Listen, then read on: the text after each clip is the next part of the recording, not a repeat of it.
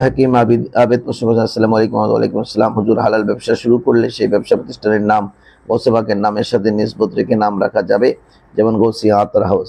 দেখেন, নাম রাখতে কোনো নিষেধাজ্ঞা নেই।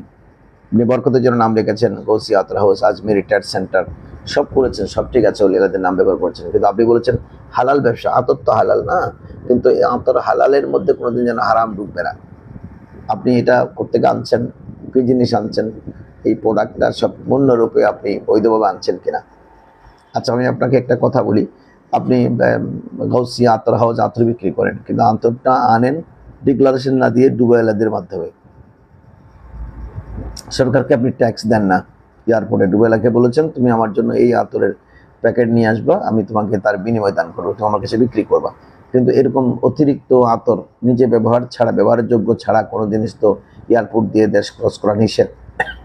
এবং সেটা এনেছেন আপনি দুবাইলের মাধ্যমে বা অবৈধ পথে, এটা তো আপনি ট্যাক্স দেননি। এখন এই ট্যাক্স, বিনা ট্যাক্সের জিনিসটা আপনার দোকানে আপনি বিক্রি করেন। আপনি এখন বলবেন যে যে হুজুর এরকম তো অহরহ চলছে। হ্যাঁ, অহরহ চলতে পারে, ওটা কিন্তু গৌসিয়া আতর হাউস না, আপনারটা গৌসিয়া আতর হাউস। গোসেবাকের নাম বিক্রি করে আপনি এখানে কোনো অবৈধ ব্যবসা করতে পারবেন না। তখন গোসেবাক শাহী সাহেব বগদাদ রাদিয়াল্লাহু তাআলা আনহু আপনার উপর নারাজ হয়ে যাবে, বললেন আমি তো তোমার দোকানের মহতাজ না, দোকানের নাম দেওয়ার জন্য গোসেবাকের মহতাজ না। গোসেবাকের নাম ও লেওয়া তো সারা পৃথিবীতে চলছে। ও আলামি আলা রাসিল জিবালি, উনি বললেন যে আমার নাম তো পাহাড়ের চূড়ায় চূড়ায় চলছে, সারা পৃথিবীতে আমার নামের ডঙ্কা কিয়ামত পর্যন্ত চলবে, আপনি ডঙ্কা বাজাতে হবে না। তো ডঙ্কা যদি আপনি বাজান, গৌসিয়া আতর হাউস দেন, আপনাকে একেবারে 100% সৎ ব্যবসা করবেন তার গ্যারান্টি দিতে হবে। তাহলে গোসেবাকের পূজাতে পাবেন না, উল্টো বাদুয়া পাবেন। আপনি দেখবেন, আমি অনেকবার এই কথাটা বলেছি, দেখবেন আপনি এয়ারপোর্টের নাম দিয়েছেন জিয়া শাহজালাল আন্তর্জাতিক বিমানবন্দর, নাম দিয়েছেন, ঠিক আছে। আপনি শাহজালাল ইয়েমেনি রহমতুল্লাহ সদকা নেবার জন্য নিয়েছেন, ঠিক আছে, কিন্তু শাহজালাল আন্তর্জাতিক বিমানবন্দরের পরের দিন নিউজ হচ্ছে যে এত এত কেজি স্বর্ণ নিয়ে শাহজালাল আন্তর্জাতিক বিমানবন্দরে 2 জন আটক। ওই চোরের সাথে কিন্তু শাহজালাল আন্তর্জাতিক বিমানবন্দরের নাম চলে আসছে, চোরের সাথে। তো এটাকে ওনাকে সম্মানিত করলেন না, সম্মান করা হলো। যেহেতু ওই এয়ারপোর্ট দিয়ে চোর, চারটা ডাকাত, হাইজ্যাগার, চোর, বাটপার, এগুলো আসা যাওয়া করবে, সুতরাং এটার নাম হবে ঢাকা আন্তর্জাতিক বিমানবন্দর।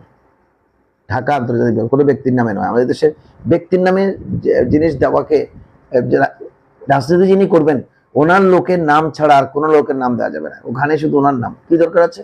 আপনি কাজ করে যান, আল্লাহর কাছে পাবেন। আপনার নামে কোনো প্রতিষ্ঠান প্রতিষ্ঠা করার কি দরকার আছে? আপনি কাজ করে যাবেন, বাস শেষ, আল্লাহর কাছে পাবেন। জনগণ আপনাকে কি দিবে না দিবে, আপনি ভালো কাজ করে থাকলে, যেমন এখন যে আমাদের সিবেট বেজার, এই সিবেট বেজার যদি ভালো কাজ করে সে আল্লাহর কাছে পাবে, আর খারাপ কাজ করলে তাও আল্লাহর কাছে পাবে। তাকে বাবা আমরা দিলেও কি না দিলেও কি, আর বাবা দিয়ে তো কোনো লাভ নেই। বাবা না দেওয়ার জন্য লক্ষ লক্ষ তার বিপক্ষে আছে, একজন দিলেও কিছু আসে যায় না। এই জন্য উনি চাইতে হবে আল্লাহর কাছে।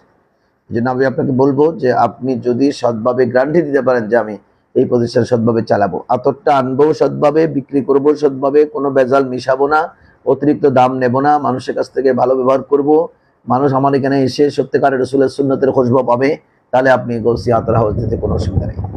আর যদি সেটা না হয়, আপনি এই নাম থেকে দূরে রাখবেন। আপনি বাংলাদেশি কোনো কৃষ্টি কালচারের সাথে সম্পর্ক রেখে আপনি নাম দেবেন সবুজ বাংলা আতর হাউস, সবুজ বাংলা আতর হাউস, অথবা ওই যে আপনার আপনার নিজের নামে দেন, নিজের বাপের নামে দেন, কোনো অসুবিধা নেই।